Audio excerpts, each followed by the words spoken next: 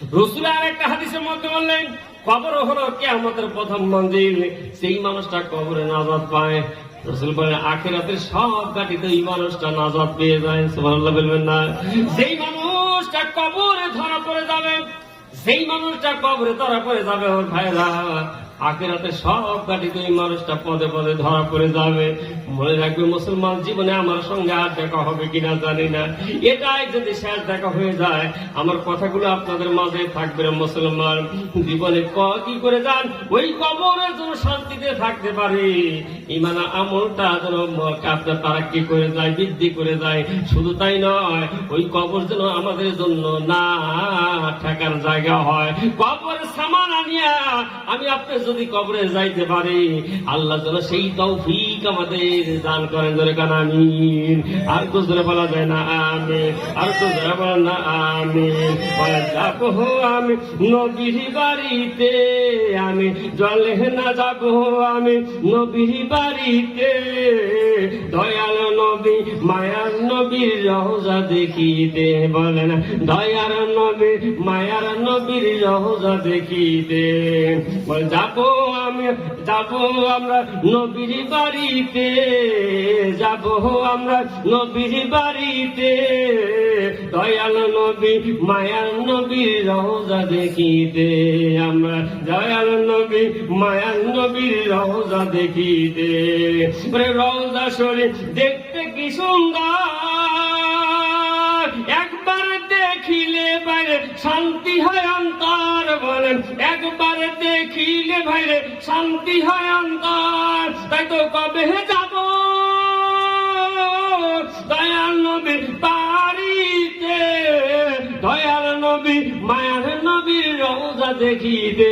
বলেন, দয়াল নবী মায়ার নবীর রওজা দেখিতে। মারহাবা। আর জোরে বলা যায় না মারহাবা?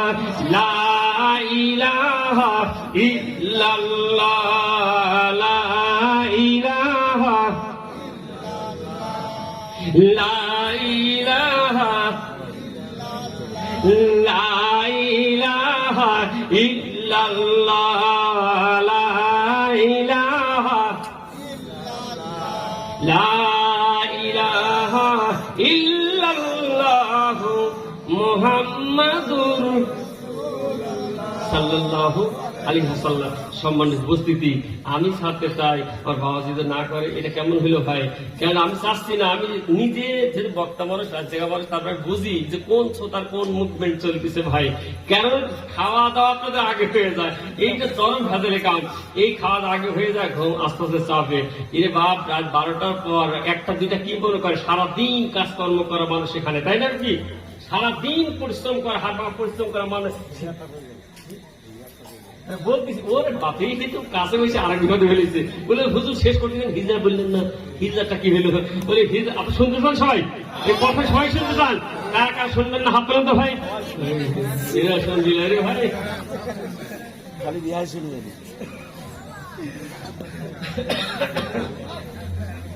শুনবেন না আপনারা, তাই না ভাই? ওরা শুনবেন? হ্যাঁ যুবকরা তো শুনবে। কারা কারা শুনবেন? দুই হাত তুলে দেখেন তো। নারে তাকবীর, নারে তাকবীর, নারে তাকবীর। কবুল করে না দরকার। আমিন। খুব ভালো লাগে এই এলাকায় পাল্লা মানুষের খুবই। আজকে আমার এই বাবা খুবই রাগ হয়েছে, পছন্দ মনে মনে খুবই রাগান্বিত। কি এতদিন পর আসলাম, সেই লকডাউন আগে আসছিলাম, যদি একটু সকাল সকাল দেবে তখন ব্রেন গুলো সুস্থ থাকে সবারই। একটু 2-4 ঘন্টা 3-4 ঘন্টা একটু বলে যাতে এদের মন শান্তি হয়, আমার মন শান্তি, আমি চলে যেতে পারি। এমন একটা কাজ আমাকে যা বললে, হাজি 12টার পর হয়েছে কাম, ওয়াজ হয়ে গেছে। 12টার পর মানে কেন ওয়াজ আছে?